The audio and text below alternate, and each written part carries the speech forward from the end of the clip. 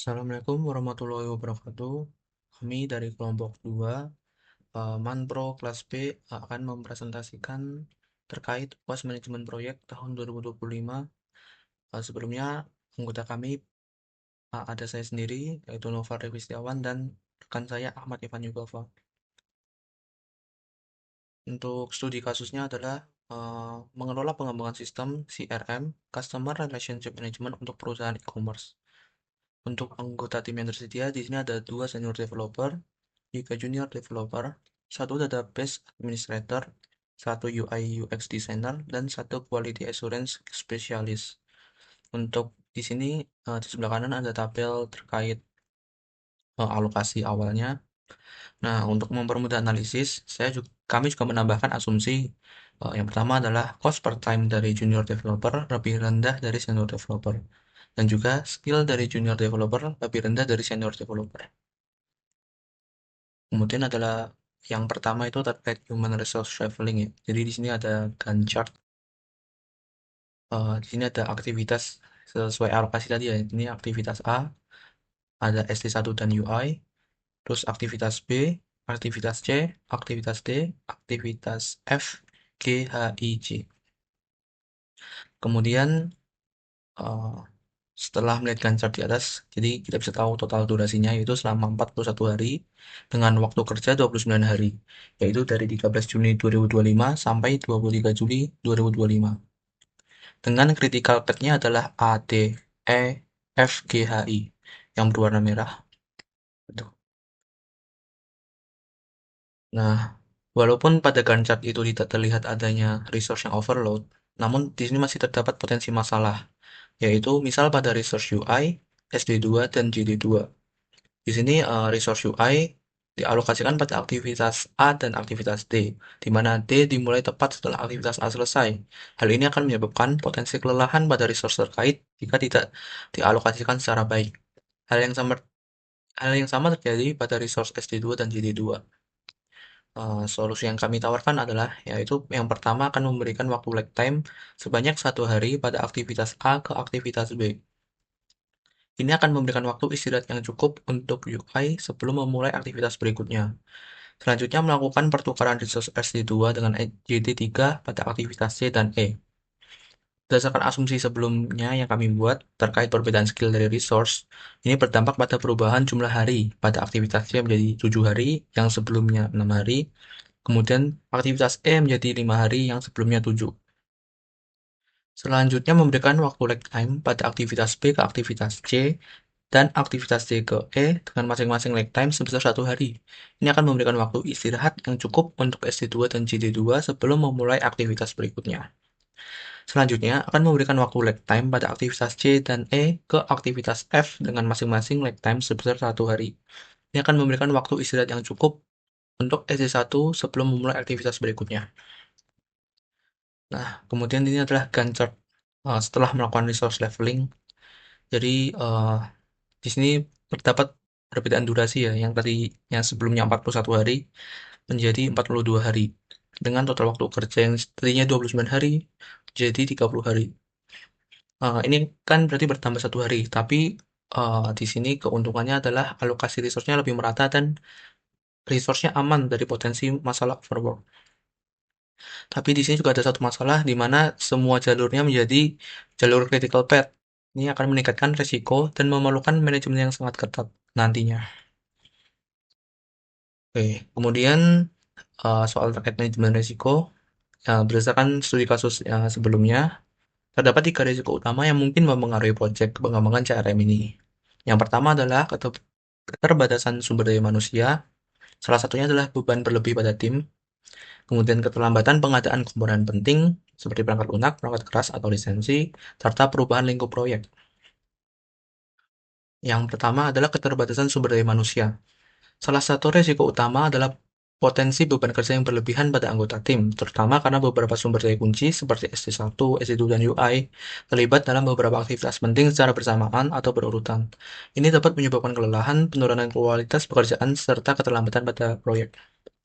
Jadi di sini analisis untuk dampaknya itu lumayan tinggi, level 5, dan analisis Frekuensinya mungkin tidak sering terjadi setiap bulan, jadi kami letakkan di level 3.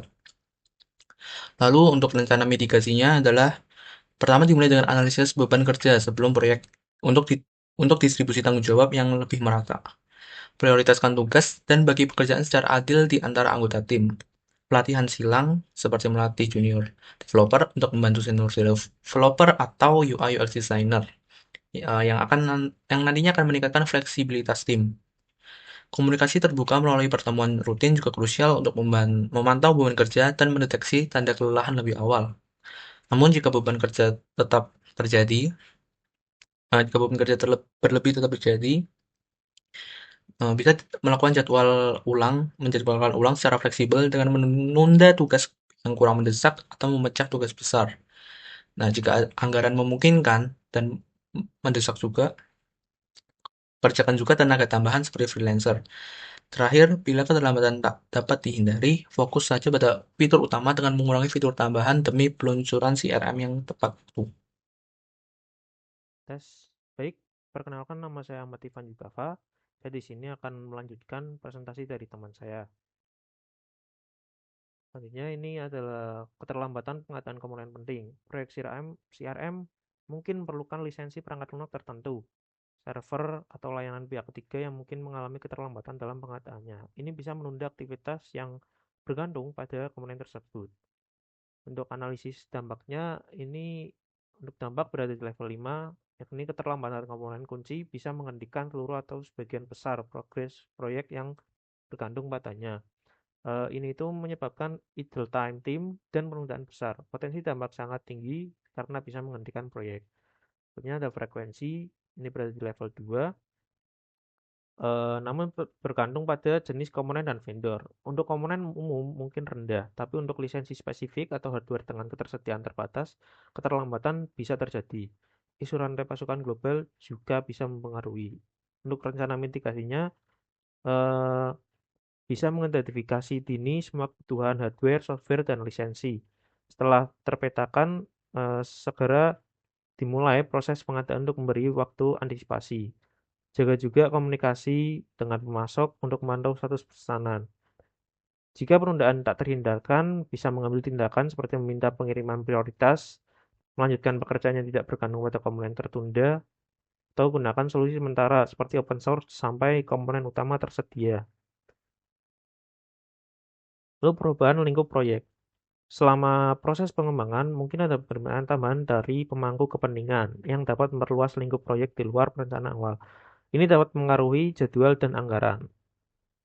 Analisis dan dampak frekuensinya untuk dampak berada di level 4. Eh, Perubahan lingkup proyek menyebabkan jadwal molor dan anggaran membengkak. Kualitas bisa menurun jika ada tekanan untuk tetap pada jadwal awal dengan fitur tambahan. Dampaknya signifikan pada jadwal dan anggaran. Untuk frekuensi ini berada di level 4. Ini merupakan risiko yang sangat umum dalam pengembangan perangkat lunak. Klien seringkali baru menyadari apa yang mereka inginkan setelah melihat prototipe atau produk berjalan. Tanpa proses manajemen perubahan yang ketat, ini hampir pasti terjadi. Untuk rencana mitigasinya, kita mulai dengan mendefinisikan dan menyepakati ruang lingkup secara jelas dengan semua pemangku kepentingan di awal. Ini dapat memastikan semua pihak memiliki pemahaman yang sama. Selanjutnya bisa menerapkan proses formal untuk mengelola perubahan.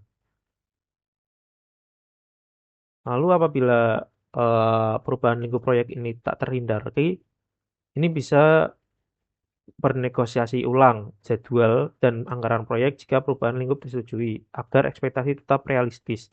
Lalu bisa menambahkan fitur mutlak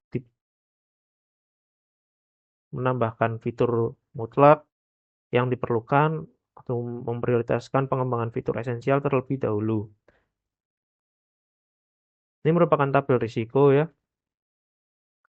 Untuk keterlambatan pengadaan komponen berada di level 5 atau sangat besar. Artinya jika risiko ini terjadi, dampaknya sangat signifikan terhadap keberlangsungan proyek.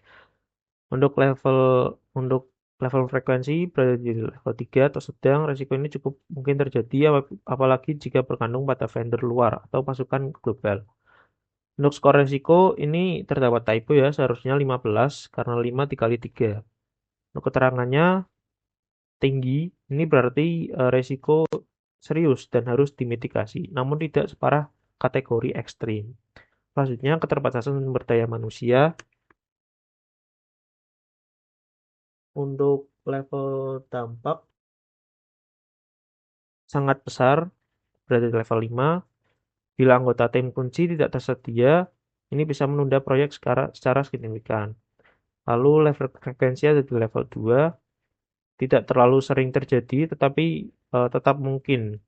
Misalnya ada yang kena burnout atau rotasi di timnya. Sekarang risikonya ini 10 ya seharusnya, ini sepertinya terbalik. Mas, keterangannya ini berada di ekstrim meski frekuensinya lebih rendah dari resiko sebelumnya karena tampaknya sangat besar dan langsung berpengaruh ke hasil kerja, ini termasuk kategori ekstrim. Untuk perubahan lingkup proyek, level tampaknya berada di level 4 atau dengan keterangan besar. eh, Perubahan lingkup proyek tidak selalu memastikan proyek, tetapi dapat memicu molornya jadwal dan menguapnya biaya. Lalu level frekuensinya ada di level 4, sangat umum terjadi dalam proyek IT, terutama jika tidak ada kontrol terhadap permintaan tambahan dari stakeholder. Skor resikonya ada di 16, dengan keterangan ekstrim, karena resiko ini hampir terjadi dan bertambah cukup besar, maka masuk kategori tertinggi, yakni ekstrim. Baik, selanjutnya adalah analisis make and buy. Analisis make or buy dilakukan untuk mengevaluasi apakah suatu organisasi sebaiknya membuat sendiri sebuah sistem atau produk atau membelinya dari pihak ketiga. Evaluasi dilakukan dengan mempertimbangkan beberapa faktor penting, yaitu biaya awal, kualitas produk, waktu, dan ketersediaan sumber daya. Dari sisi awal, dari sisi biaya awal, opsi Mac dianggap lebih rendah karena hanya memerlukan pembelian per komponen. Sedangkan opsi buy cenderung lebih mahal karena sudah termasuk markup dan biaya layanan dari vendor. Namun dalam hal kualitas produk, produk yang dibeli umumnya memiliki kualitas lebih baik karena mengikuti standar industri. Sementara produk buatan sendiri sangat bergantung pada kemampuan tim dan kualitas komponen yang digunakan.